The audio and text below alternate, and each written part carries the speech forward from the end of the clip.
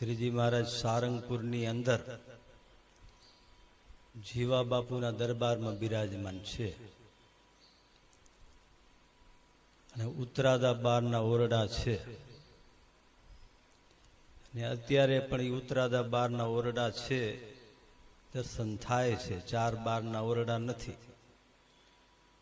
કારિયાણીમાં પેલા ઉત્તરાદા બારના ઓરડા હતા, હવે 3 બાજુના દર્શન થાય. પાછા પેલા ભાઈ ભાગ તરીકે કદાચ વચ્ચે દિવાલ થયેલી હશે. તો શ્રીજી મહારાજ સારંગપુરની અંદર બિરાજમાન છે. શ્રાવણ વદ દસમની તિથિ છે. તે દિવસે શ્રીજી મહારાજ સભા કરેલી છે અને નિત્યાનંદ સ્વામીનો પ્રશ્ન છે કે એક અવસ્થાની અંદર બીજી બે અવસ્થા કેમ રહેલી છે? લ્યો, એક અવસ્થાની અંદર બીજી બે અવસ્થાઓ કેમ રહેલી છે? જો 3 અવસ્થા છે, જાગ્રત અવસ્થા, સ્વપ્ન અવસ્થા અને સુષુપ્તિ અવસ્થા.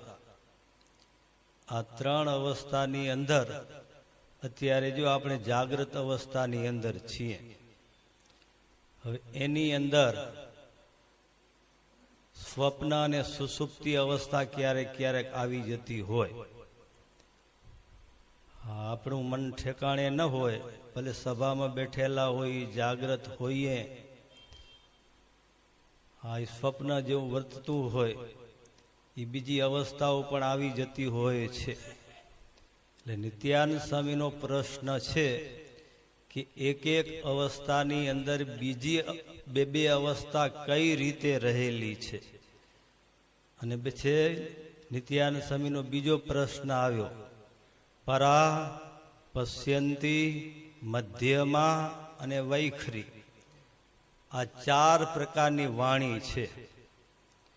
તો આ 4 પ્રકારની વાણી છે એ કઈ રીતે સમજવી?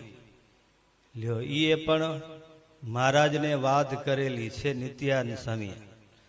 4 પ્રકારની વાણી લ્યો, પરા, પશ્યંતી, મધ્યમાં અને વૈખરી. તો આ 4 પ્રકારની વાણી છે એ આપણી અંદર બધાની અંદર રહેલી છે. પરાવાણી કોને કહેવાય? પરાવાણી ભગવાનના સ્વરૂપનું વર્ણન કરવું. જે ભગવાન છે પોતાના ધામની અંદર રહેલા છે, ઈ ભગવાન મારા અને તમારા હૃદયની અંદર ભગવાન રહેલા જ છે. પણ એ ભગવાન આ ધરતી ઉપર જીવાત્માનું કલ્યાણ કરવાને માટે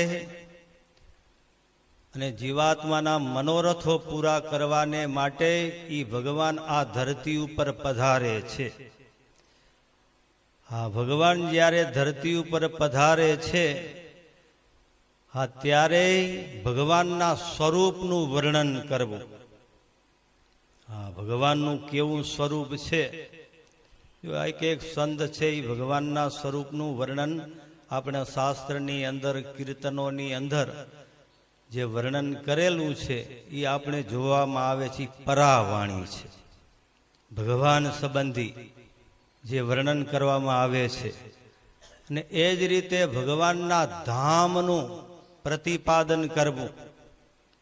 ભગવાનનું ધામ કેવું છે, ત્યાં રહેલા ધામના મુક્તો છે કેવા છે. જો એની અંદર 3 અવસ્થા નથી, કાળનો પ્રવેશ નથી અને આપણા જેવું શરીરે નથી, બધાના દિવ્ય સ્વરૂપો છે. જે ભગવાનના ધામનું વર્ણન કરવું એને પણ પરાવાણી કહેવામાં આવે છે. અને ભગવાનના ગુણોનું વર્ણન કરવું. જો ભગવાનની અંદર ગુણો છે, આપણી અંદર તો અમુક હશે કે દુર્ગુણો હશે, પણ ભગવાન છે એ સદગુણોની મૂર્તિ છે. એટલે ભગવાનના ગુણોનું વર્ણન કરવું એને પણ પરાવાણી કહેવામાં આવે છે. અને ભગવાનના ઐશ્વર્યનું વર્ણન કરવું. ઐશ્વર્ય એટલે પરચા પ્રકરણ. જો નિષ્કુળા આપણે નિષ્કુળાનંદ સ્વામી છે એ ભક્ત ચિંતામણીની અંદર ભગવાનના ઐશ્વર્યનું વર્ણન કરેલું છે. એને પરચા પ્રકરણ કહેવાય. ભક્તજનો ઐશ્વર્ય પણ કહી શકાય. એનું જે વર્ણન કરવું એને પરાવાણી કહેવામાં આવે છે. જો ભગવાન સ્વામિનારાયણ છે, ગઢપુરની અંદર રાધા વાવના દર્શન કરેલા હશે તમે, આજે પણ એમને મોજૂદ છે.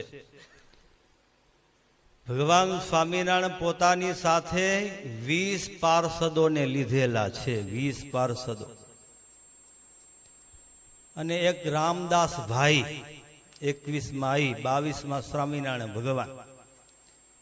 અને રાધા વાવે ગયેલા છે એ વખતે ભડલી વાળા ભાણ ખાંચરના માણસો, એનું સૈન્ય છે, એ હથિયાર લઈને ફરતું હતું. આ બધા વિવાદો હતા ને દાદા ખાચરના ખેતર બાબતના, એટલે 200 માણસોનું ટોળું ફરતું હતું. એટલે ભગવાન સ્વામિનારાયણ કીધું કે આજે રાધા વાવે ચાલીએ. હવે રાધા વાવે ત્યાં ગયા અને પછી મહારાજે કીધું કે અમારી ચારેય બાજુ ઝાંખરાની વાડ કરી દો.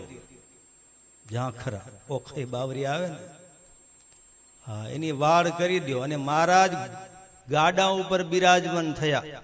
વચ્ચે ગાડું ઢાળ્યું, એના ઉપર શ્રીજી મહારાજ બિરાજમાન થયા.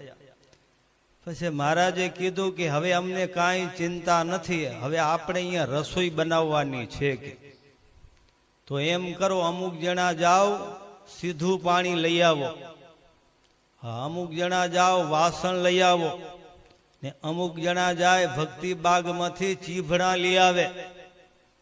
હા, એ લેવા માટે ગયા. ને અમારી પાસે કેવળ એક રામદાસ ભાઈ રહે, અને મહારાજ ગાડા ઉપર બિરાજમાન છે. હવે આ બાજુ બધા સાથે લઈ ગયેલા પાર્ષદો છે, એ બધા આ સામગ્રી લેવા માટે ગયા છે. ને આ બાજુ ભાણ ખાચરના માણસો 200 જેટલા આવી કરી અને ભગવાન સ્વામિનારાયણને ઘેરી વરેલા છે. ભગવાન સ્વામિનારાયણ એ જ વખતે રામદાસભાઈને આજ્ઞા કરી દીધી, લો, અને ઐશ્વર્ય રામદાસભાઈની અંદર મૂકી દીધું. અને રામદાસભાઈ છે અનંત રૂપે થઈ ગયા. ઓલા જેટલા ઘોડેસવારો 200 જણા હતા ને, એ બધા ઘોડેસવારો ઉપર જે સ્વાર બેઠેલા છે, એ સ્વારના ખભા ઉપર, ગળા ઉપર એક એક તલવાર મૂકી. હા, એક એક હાથથી ચોટલી પકડી માથેથી. હા, બોલો શું કરવા માટે આવેલા છો? મૂકી નહીં, તમારા ધડમાંથી માથા અલગ કરી નાખીએ. ને પછી તો ઓલ્યા તો પછી સમ ખાવા માંડેલા છે. અને પછી બધા ભાગી ગયા છે. આ વાત છે ને અક્ષરાનંદ સ્વામીની વાતો છે, એની અંદર લગભગ 112મી વાત છે. એટલે ભગવાન ક્યારેક ઐશ્વર્ય બતાવેલું હોય, હા, એનું જે વર્ણન કરવું એ પણ ભક્તજનો પરાવાણી છે. પરાવાણી. અને એ જ રીતે ભગવાનના ચરિત્રોનું વર્ણન કરવું. ભગવાન આ ધરતી ઉપર આવે, ચરિત્રો તો કરે ને બધા, દિવ્ય ચરિત્રો કરે, મનુષ્યો ચરિત્ર કરે. હા, એનું જે ગાન કરવું એ પણ પરાવાણી છે. તો ભગવાન સ્વામિનારાયણ આંત્રોલીની અંદર પધાર્યા. આંત્રોલી, હા, એ આંત્રોલીની અંદર ભક્તોની સાથે ભગવાન સ્વામિનારાયણ ત્યાં બિરાજમાન છે સભા કરીને.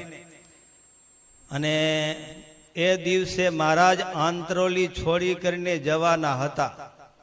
અને 50 જણા અસુરો હથિયાર લઈ કરીને ગામની બારે જે રસ્તો જવાનો હતો ત્યાં બધા ઊભી ગયેલા છે. અને પછી મહારાજની સાથે કાઠી દરબારો છે, સંતો પણ છે. એટલે સંતોએ કીધું કે મહારાજ આગળ જવા જેવું છે નહીં, કે હથિયાર લઈ કરીને ઉભેલા છે. શ્રીજી મહારાજ કે અમને તમે કેવા જાણો છો? ત્યારે સંતો કહે છે કે મહારાજ તમને સર્વોપરી ભગવાન જાણીએ છીએ. તો હાલો મારા ભેરા. હા, પછી ગામની બારે આવ્યા. ઓલા બધા ઊભા હોય ને બધા ઊભા છે. હા, એ બધાને પાડિયા બનાવી દીધા હો. હા, આંખોથી આમ જોયા કરે પણ હાથે ના હાલે, પગે ના હાલે. અને સંતોએ ત્યાંથી પસાર થઈ ગયા, ભગવાન સ્વામિનારાયણ પણ પસાર થઈ ગયા. ને સુરા બાપુ હશે એ તો તીખડ કર્યા વિના રહી નહીં ગયા હોય. હા, કે આ મારા વાલા હથિયાર લઈને ઉભેલા કાંઈ કરતા નથી. એ જાગો જાગો, હા કઈક હથિયારનો ઉપયોગ કરો, પણ એના હાથ હાલે તો થાય ને પાછા. હા, એટલે ભગવાન સ્વામિનારાયણ ત્યાં પણ ઐશ્વર્ય બતાવ્યું. એટલે આ ધરતી ઉપર ભગવાન આવે, જે ઐશ્વર્યો બતાવેલા હોય એનું જે વર્ણન કરવું એને પણ ભક્તજનો પરાવાણી કહેવાય છે. હા, અને ભગવાન સ્વામિનારાયણ કરિયાણાની અંદર બિરાજમાન હતા, ખ્યાલ ને? હા, કરિયાણાના ક્યાં ભાઈ હતા? જયેશભાઈ ના, મેઘભાઈ નહોતા, મીણભાઈ. હા, મીણભાઈ હતા. હા, જો ભગવાન સ્વામિનારાયણ ત્યાં પધારેલા હતા અને ત્યાં પણ મનુષ્ય લીલા કરેલી હતી અને દિવ્ય લીલા કરેલી હતી. બે લીલા ત્યાં બતાવેલી છે. હા, પેલી તો મનુષ્ય લીલા કરેલી હતી કે અમને બાબા સાહેબ પકડી જાય, વડોદરા વાળા દિવાન.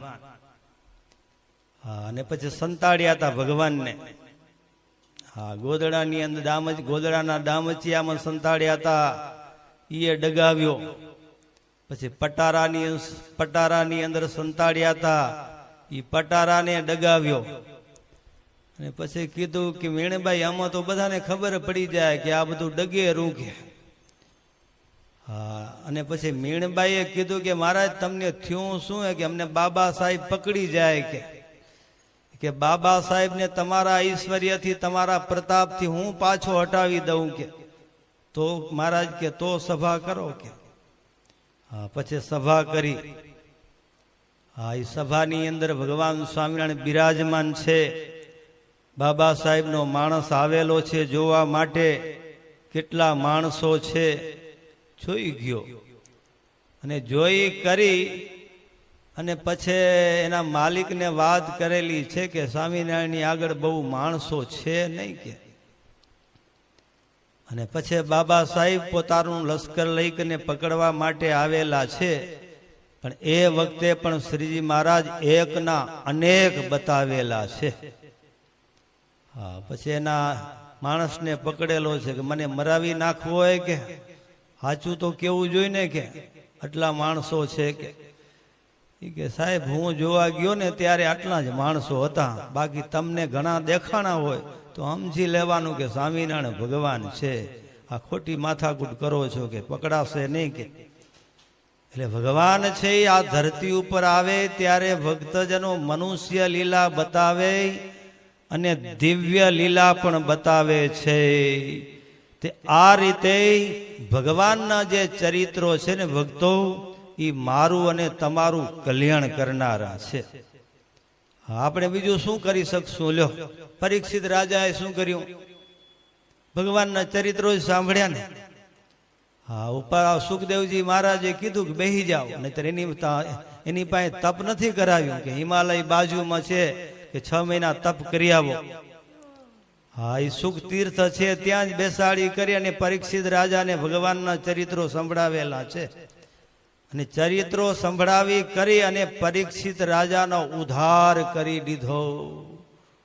એટલે ભગવાનના લીલા ચરિત્રો છે એ ભક્તજનો પરાવાણી છે અને મારું અને તમારું એક કલ્યાણ કરનારા ચરિત્રો છે. તો આ રીતે ભક્તજનો વાલ્મીક ઋષિ બીજું શું કર્યું? લ્યો, જ્યારે ઋષિ નહોતા થયા એના પહેલા આ ઉલટા નામ જપત જગ જાના વાલ્મીક ભય બ્રહ્મ સમાના. લ્યો, હા, રામ રામ નામ જપ કરેલો હતો. રામ નામ તો આપણે કહીએ, એ ઉલટું નામ જપતા હતા. લ્યો, હા, મરા મરા મરા મરા જપતા હતા. હા, તોય ભક્તજનો એ બ્રહ્મ રૂપ થઈ ગયા, વાલ્મીક ઋષિ બની ગયા.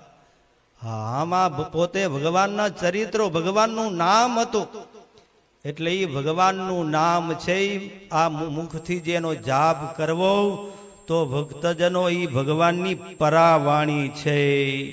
તો આ રીતે આપણે ભગવાનની આગળ જે કાંઈક વાણી બોલીએ છીએ, એ પ્રાર્થના કરીએ છીએ, તો એ ભગવાન એ પ્રાર્થના છે ને એ સાંભળે છે.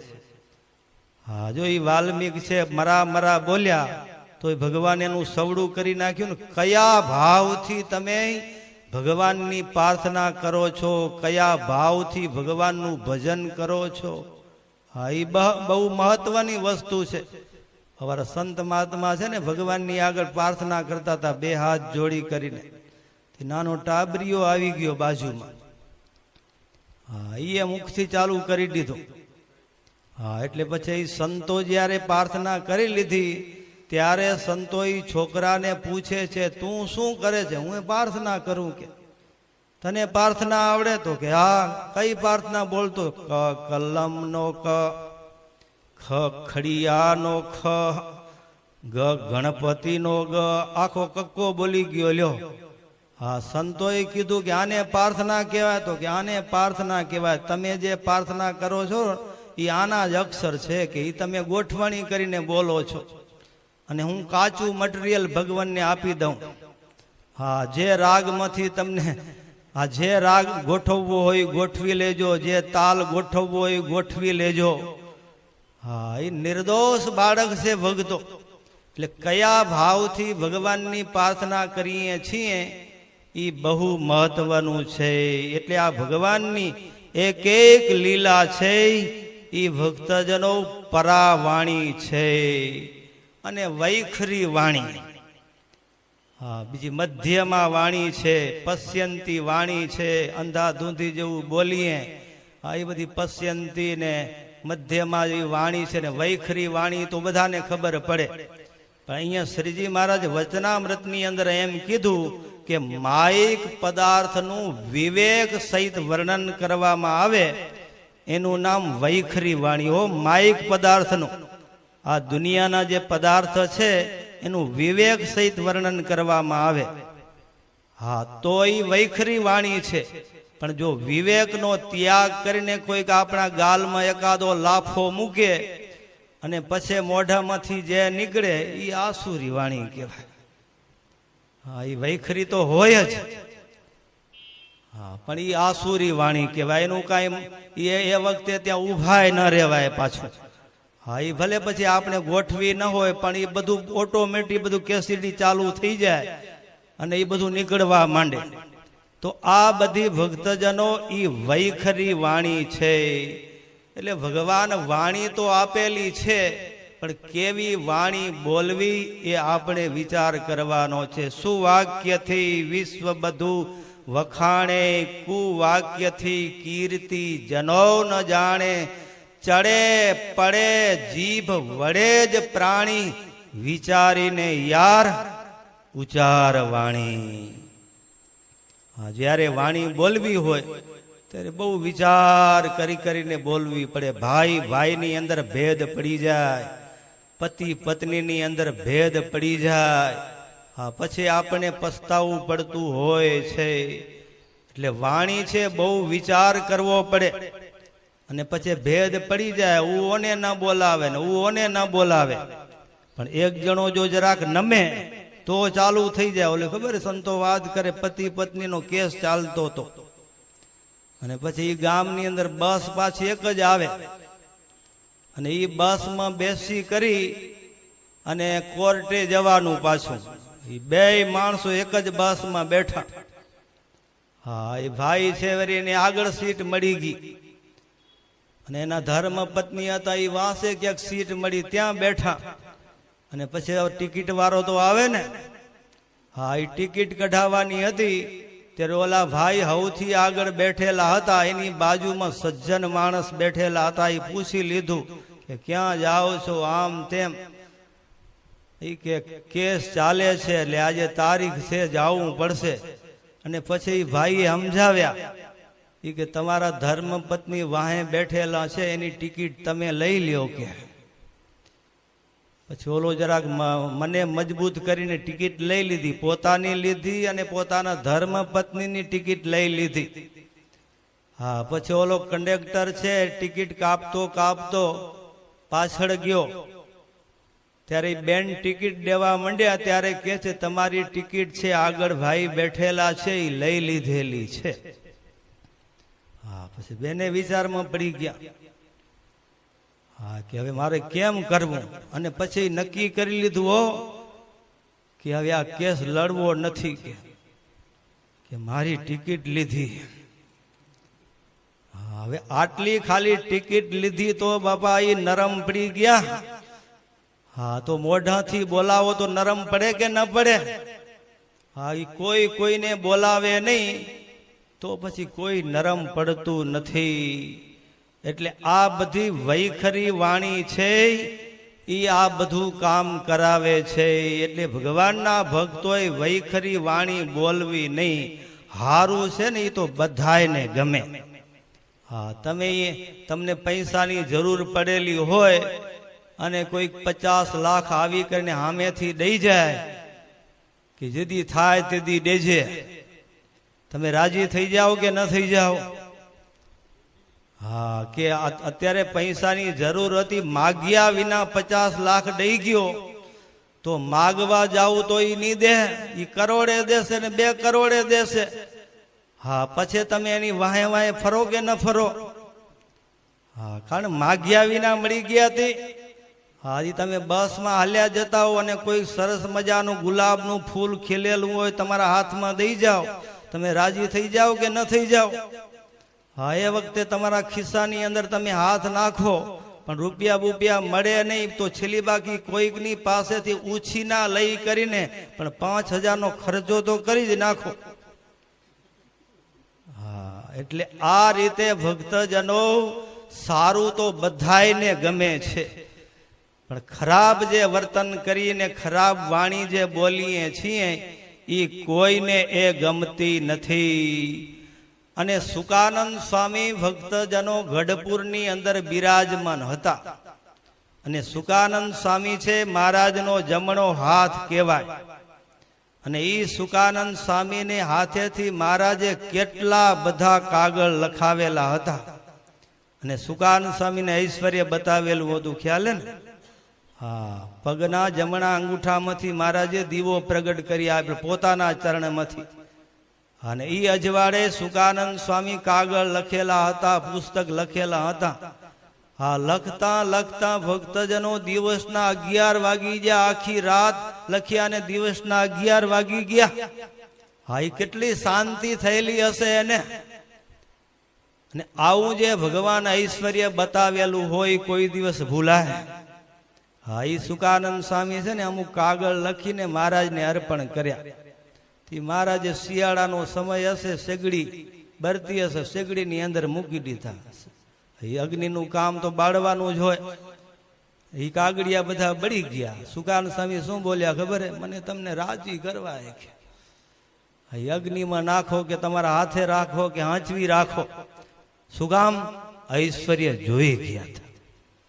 હા, ભગવાનનો પ્રતાપ જો જાણેલો હોય તો ભક્તજનો એ બધાને આનંદ થાય અને કોઈ દિવસ એ અભાવ આવતો નથી.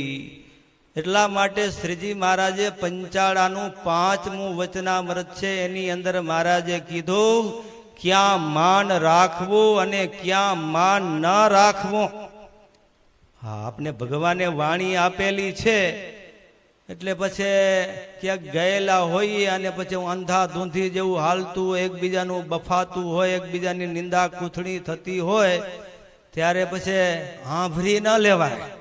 હા, પોતાના ઈષ્ટદેવની કૂથણી થતી હોય, નિંદા કૂથણી થતી હોય, સંતોની નિંદા કૂથણી થતી હોય, હા, પછી એ વખતે એનું માન ન રખાય. એ વખતે તો ઊભા થઈને કહી દેવું પડે. હા, નહીતર તમે દોષના ભાગીદાર થાઓ છો. હા, એ પંચાળાના વચનામૃતની અંદર ભલે નાનકડું વચનામૃત છે પણ મહારાજે બહુ સરસ વાત કરેલી છે.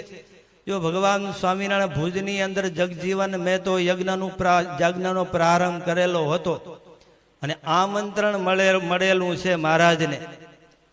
અને શ્રીજી મહારાજ એ યજ્ઞની અંદર પધાર્યા, પણ પછી જોયું ત્યારે ખ્યાલ આવ્યો કે આ તો હિંસામય યજ્ઞ છે. અને તરત જ જગજીવનને બોલાવી કરીને વાત કરી કે આ શું માંડ્યું હે કે બધું કે વેદની અંદર કીધેલું છે કે અજે ન જજેત. હા, ભગવાન સ્વામિનારાયણ વેદના વાક્યોથી, શાસ્ત્રના વાક્યોથી સમજાવેલા છે, પણ એ સમજેલા નથી. હા, પછી ભગવાન સ્વામિનારાયણ એના યજ્ઞમાંથી પાછા ચાલ્યા આવેલા છે. હા, કે આમંત્રણ દીધેલું છે ને એને કેમ ન કહેવાય. હા, એ ધર્મથી વિરુદ્ધ કાર્ય થતું હોય તો ભક્તજનો કેવું જ પડે છે એ વખતે એને. હા, નહીં તો તમે છનામના ત્યાં મૌન રહી જાઓ તો તમે દોષના ભાગીદાર થાઓ છો. અને એની સામે રાવણની સભા અને કૌરવોની સભા એ પણ અહીંયા હાજર કરવી પડે. હા, જો રાવણ છે માં સીતાનું અપહરણ કરી ગયો અને પછી ગામના લોકો કોઈ રાજી થયેલા નથી, પણ જે કહેવાનું હશે એ બધું રાવણને કીધું કે માલિક તમે હારું કામ નથી કરેલું. હા, હજી સીતા માતા છે ને પાછા હોપી દો. આખું ગામ બોલ્યું, આખી લંકા નગરી બોલી. હા, અને પછી એની ઘરવાળી મંદોદરી, હા, એ બોલી કે સ્વામીનાથ, હા, તમને શું ખામી દેખાણી કે આ સીતાજીને તમે લાવેલા છો, હજી પાછા સોંપી દો. હા, મંદોદરી બોલેલા છે. હા, પછી રાવણનો ભાઈ કુંભકર્ણ, હા, એ બોલેલો છે કે ભાઈ તમે હારું કામ નથી કર્યું કે આ સીતાજી પાછા હોપી દો. હા, વિભીષણ તો બોલેલા જ હોય ને, કારણ કે રામ ભગત હતા. વિભીષણે કહેવાનું હશે એ બધું કીધું કે હારું કામ નથી કર્યું. અને પછી રાવણના બે દીકરા હતા, ઇન્દ્રજીત ને મેઘજીત, એ કીધું બાપુજી હારું કામ નથી કર્યું, હજી સમય છે, છોડી દો. કે આ બધા બોલ્યા ને તો રાવણ જેવો રાવણ સીતાજીને પોતાના મહેલમાં નથી રાખી શક્યો. પછી અશોક વાટિકાની અંદર રાખેલા છે. આ બધા બોલ્યા તો ને, જો કોઈ ન બોલ્યા હોત તો હા મહેલની અંદર રાખી દીધેલા હતા. એટલે ખોટું કામ થતું હોય ત્યારે ભક્તજનો એ બોલવું જ જોઈએ. એની સામે હા ઓલી કૌરવોની સભા જુઓ, જ્યારે ભરી સભાની અંદર દ્રૌપદીજીના કપડા ખેંચાતા હતા ત્યારે ભીષ્મ જેવા ભીષ્મ ન બોલ્યા. લ્યો, હા, પછી એને બાણ સૈયામાં શું પડેલું છે. હા, પાંચ પાંડવો છે એ નથી બોલ્યા. હા, ભરી સભાની અંદર દ્રોણાચાર્ય જેવા ગુરુ, હા, એ નથી બોલ્યા. અને પરિણામે કપડા ખેંચાયેલા છે. તો આ રીતે ભક્તજનો જ્યારે ખોટું કર્મ થતું હોય ત્યારે એ બોલવું જોઈએ. પછી જે થવાનું હોય થાય, પણ ખોટું કર્મ થતું હોય એ વખતે બોલી નાખવું જોઈએ. પ્રિય વાણી બોલવી જોઈએ અને સત્ય વાણી પણ બોલવી જોઈએ. અને ઘણી વખત પ્રિય વાણી પણ હોય. જો ઘણી વખત છે બાળકો છે ને એ ઇંગ્લિશ ભણતા હોય અને કદે એની માને કદાચ મધર કે એમાં કાંઈ વાંધો નહીં, પણ માને સમજવું જોઈએ. જો માં સમજતી ન હોય તો માથાકૂટ થાય પાછી. હા, મધરમાંથી મગર થઈ જાય પાછું. હા, ઇંગ્લિશ ભણી ન હોય બિચારી. હા, પણ ખોટું નથી, વાણી તો સતી જ છે ને મધર. હા, વાણી સત્ય છે, પણ કદાચ માં સમજતા નથી એને કારણે બીજો અર્થનો અનર્થ થાય, જુદી વાત છે. પણ ભક્તજનો ઘણી વખત એનો એ દીકરો છે એમ બોલે કે માય ફાધર વાઇફ, હા, પ્રિય નથી અને ખોટી એ નથી, પણ છે હાચું, પણ પ્રિય વાણી નથી. હા, મારા બાપની વહુ એમ કહેવાય. હા, એટલે માં કઈ એ સત્ય વસ્તુ છે. એટલે કયા સમયે કેવી વાણી બોલવી એ આપણે વિચાર કરવાનો છે. તો ભક્તજનો અત્યારે ભગવાન સ્વામિનારાયણ કહે છે કે આ 4 પ્રકારની વાણી છે. પરાવાણી, પશ્યંતી, મધ્યમાં અને વૈખરી. હા, એ બધી મોઢાથી જ બોલાતી હોય છે, પણ ભગવાન સંબંધી ચરિત્રોનું જે વર્ણન કરવામાં આવે છે આ વચનામૃત છે, પરાવાણી છે. પરાવાણી એક એક સંત જે ગ્રંથ બનાવી ગયેલા છે મહારાજના ચરિત્રોથી ભરપૂર, એ બધી પરાવાણી છે. તો ભક્તજનો આજે નિત્યાનંદ સ્વામીના એ બધા પ્રશ્ન છે, અને નિત્યાનંદ સ્વામી એ તો વિદ્વાન છે, ભણેલા ગણેલા હોય, એના પ્રશ્ન પાછા આકરા હોય ને એના જવાબ છે એ પણ ભગવાન સ્વામિનારાયણ આપેલા છે. તો ભક્તજનો આપણા માટે આ શ્રીજી મહારાજના જે વચનામૃત છે એ આપના માટે પરાવાણી છે. એનો દરરોજ પાઠ કરવો, વચનામૃત વાંચવું, તો મહારાજના ખોળામાં બેસી જશું. જય સ્વામિનારાયણ. શ્રીપતિમ શ્રીદ સર્વદેવ વિશ્વરામ ભક્તિધર મહાત્મજમ વાસુદેવ વમ હરે માધવામ કેશવામ કામદામ કારણ સ્વામિનારાયણમ શ્રી નીલકંઠમ ભજે. નંદનાલા તમે ઓરાયા, નંદનાલા તમે ઓરાયા, તમે તો ઓરાયા, તમે ઓરાયા, હસીને બોલાવો. નંદનાલા તમે ઓરાયા, નંદનાલા તમે ઓરાયા.